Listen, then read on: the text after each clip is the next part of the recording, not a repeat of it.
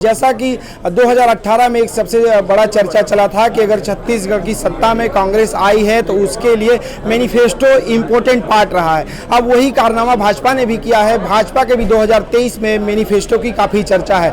इनके जो घोषणा पत्र में जो चीज़ें लागू करने के लिए उन्होंने वादा किया है वो घोषणा पत्र कारगर साबित हो रहा है और उस घोषणा पत्र के संयोजक थे विजय बघेल। अब विजय बघेल ने इसके अलावा कौन सी भूमिका निभाई है वो आपको बताने की जरूरत नहीं है, मुझे लगता है बखूबी जानते हैं। आइए उनसे जानते हैं। सर, 2018 में काफ़ी चर्चा थी कि मैनिफेस्टो ने कांग्रेस को सरकार में ला दिया, लेकिन इस बार कांग्रेस इस स्थिति में आ गई थी कि वो कमरे के अंदर बैठ के अपना 2 पन्ने का मैनिफेस्टो बनाई।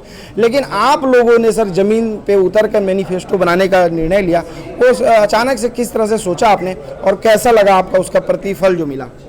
देखिए, कांग्रेस की तो बात ही करना बेकार है। कांग्रेस के डीएनए में झूठ बोलना है और कांग्रेस ने 5 साल तक तो लोगों को छला, लोगों को धोखा दिया, तो मुंह छिपा के वो लोग बैठे थे। घोषणा पत्र की तैयारी करने में उनको शर्म आ रही थी, मैं यही कहूँगा। और वो कहीं घोषणा पत्र का अध्यक्ष बना दिए मोहम्मद अकबर जी को। एक बैठक हुई क्या? एक भी बैठक नहीं हुई। पता नहीं हमारा घोषणा पत्र देखे और 17 घोषणाएं तो अपने मंचों में कर दिए लोग।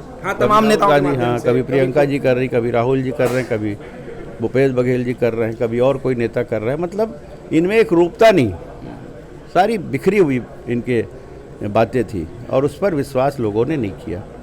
और हमारा जो घोषणा पत्र के प्रति लोगों को एक उम्मीद थी, एक आस भरी निगाह से हमारे घोषणा पत्र को देख रहे थे और वही हमारी जीत का एक आधार बना। और घोषणा पत्र के विश्वास के साथ माननीय मोदी जी के गारंटी के रूप में हमने उसको हमारे माननीय नेता अमित शाह जी ने यहाँ पे जनता जनार्दन को समर्पित किया और उस पर लोगों ने विश्वास जताया। बाकी चुनाव संयोजन भी बहुत अच्छी तरह हुआ। एक एक कार्यकर्ता, भाई बहन, बुजुर्ग पूरी तरह अपने आप को प्रत्याशी मानकर लड़ रहे थे। उसका परिणाम है जनता जनार्दन का आशीर्वाद हमें मिला। सबसे पहला बिंदु रखा आप लोगों ने किसान के लिए 3100 रुपये में धान खरीदेंगे। उसमें मुझे लगता है सबसे बड़ा मुद्दा हिट किया, एक मुश्त में पैसा देंगे जी जी, पिछला बोनस देंगे। जी जी, देखिए ना, उनका तभी तक एक किस्त मिला भी नहीं है और हमने कहा कि एक मुश्त देंगे। किसानों को बार बार बैंकों की चक्कर ना लगाना पड़े, उनको एक मुश्त राशि वहाँ मिले, ये बहुत बड़ी बात है। और 21 क्विंटल 3100 रुपया। दूसरी बात, हमने महतारी बंधन योजना, मैं वही आ रहा हूँ, 50 सीटों पे अधिकतर पे देखा कि जो वोट परसेंटेज था, महिला मतदाताओं का वोटिंग परसेंटेज पुरुषों के कंपैरिजन में ज़्यादा था। कैसे खींच लिया सर महिलाओं का वोट आप? देखिए, महतारी बंधन योजना के प्रति हमारी बहनों में एक विश्वास जागा। वो 15,000 बोल दिए सालाना, लेकिन उसको ध्यान नहीं दिए। 8 दिन बाद हड़बड़ा गए हमारे महतारी बंधन योजना से। हड़बड़ा कर वो क्या गृह लक्ष्मी योजना ला दिए लक्ष्मी पूजा के दिन।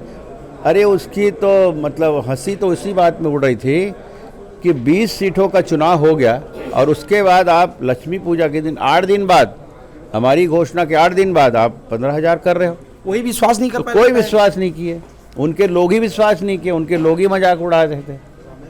तो ये तो इसीलिए विश्वास भारतीय जनता पार्टी के ऊपर है और उस विश्वास में खरा उतरना हमारा कर्तव्य है। सर, कई राउंडों में आपने सर सीएम के खिलाफ भले लड़ रहे थे, लोग कह रहे थे सीएम है नहीं जीतेंगे, सर आपने पसीने तो छुड़ा दिए। ठीक है, हार जीत तो लगा है, मगर चुनाव हारने का गम से ज़्यादा सरकार बनने की खुशी हमें, और हम इस खुशी को उस हार के साथ गंवाना नहीं चाहते, ये हमारी खुशी। तो सर आप सांसद अभी भी हैं ही हैं, सेंटर से आया कि विजय बघेल जी चिंता मत करिए केंद्रीय मंत्री आप बन रहे हैं? नहीं, ऐसा नहीं आया है कुछ। मैं तो कल जा रहा हूँ अपने संसद की ड्यूटी निभाने। आज से संसद शुरू हो गया है और आज से सांसद की भूमिका शुरू हो। हाँ, बिल्कुल बिल्कुल।